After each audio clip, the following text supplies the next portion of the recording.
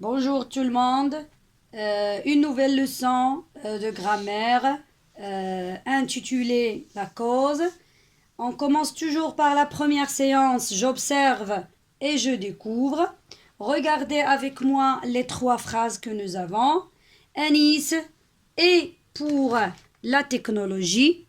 Donc voilà. Anis est pour la technologie car elle nous simplifie la vie. B. Wifaq ne partage pas son avis à cause de la pollution provoquée par la technologie. C. L'ordinateur constitue un danger réel pour l'environnement parce qu'il est difficilement recyclable. Très bien. Maintenant, je vais poser des questions et vous allez me répondre à partir des phrases suivantes. La question 1, pourquoi Anis est pour la technologie? Donc nous avons les mots-clés Anis est pour la technologie. Pourquoi? Parce qu'il nous simplifie la vie. Très bien. Donc la réponse est dans cette phrase-ci.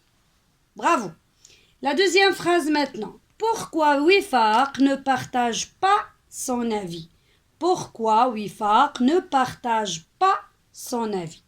Donc Wifaq ne partage pas son avis à cause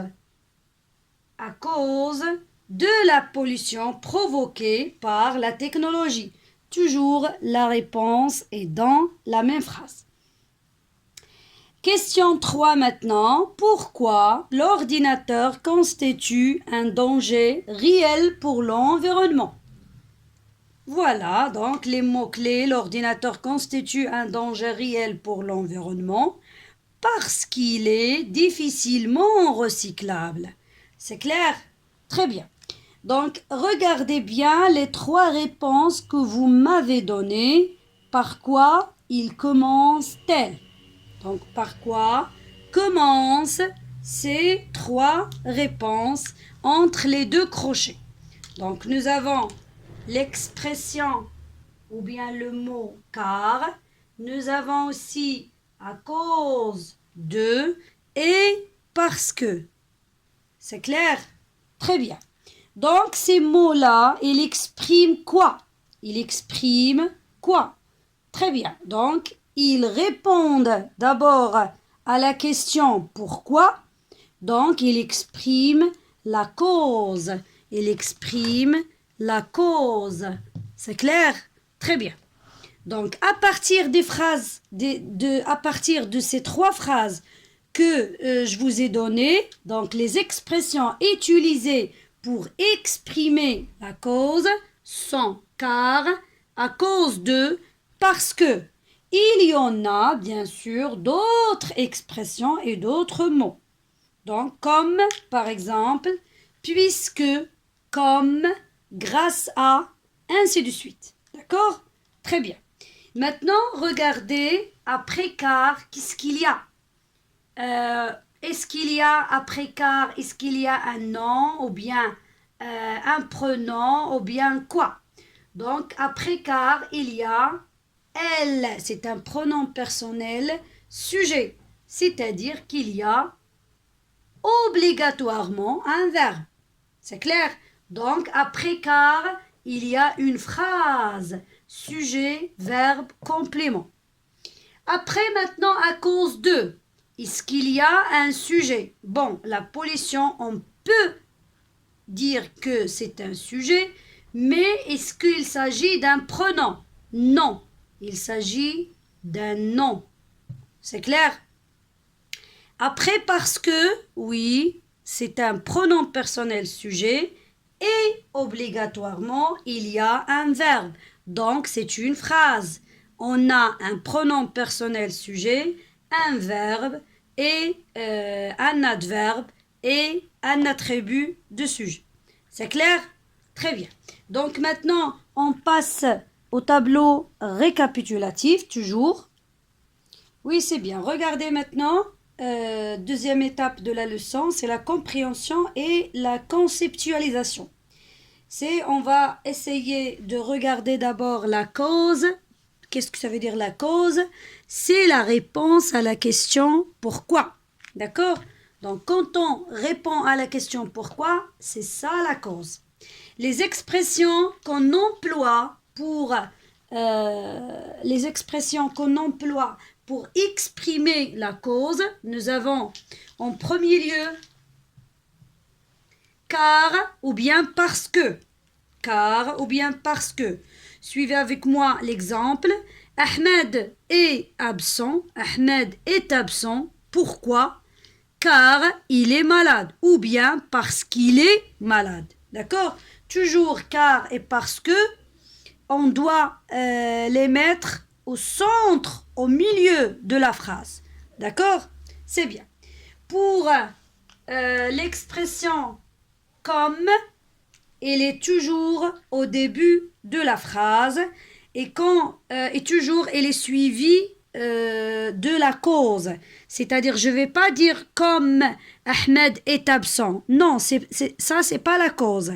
La cause, parce qu'il est malade. Donc, je vais la mettre après directement l'expression comme. Donc, je vais dire comme Ahmed est malade, il est absent. C'est clair? Maintenant, les trois expressions qu'il nous reste, nous avons à cause de, on l'utilise quand il y a une cause qui est négative, d'accord? Grâce à, dans une cause qui est positive, et en raison de, elle est neutre, c'est-à-dire parfois positive et parfois négative, d'accord? Regardez maintenant l'exemple, le même exemple. Ahmed est absent à cause de quoi? À cause de sa maladie. Regardez ici. J'ai mis un nom parce que toujours après ces trois expressions, toujours il y a un nom. On ne met pas un pronom ou bien un verbe. C'est clair? C'est bien. Maintenant, on va essayer de faire un petit exercice simple pour mémoriser cette règle. Oui, très bien. Relis ces deux phrases en utilisant une expression de cause. Donc, les expressions de cause que vous connaissez bien sûr, nous avons car et parce que, d'accord? On les met au milieu de la phrase. Nous avons aussi comme, on la place toujours, l'expression comme, on la place toujours au début de la phrase. Et nous avons à cause de négativement, grâce à positivement, en raison de, elle est toujours neutre, on les place bien sûr devant un nom. D'accord? C'est bien. Donc maintenant, nous avons Adam a acheté un ordinateur. Il a beaucoup de recherches. Donc, où est la cause?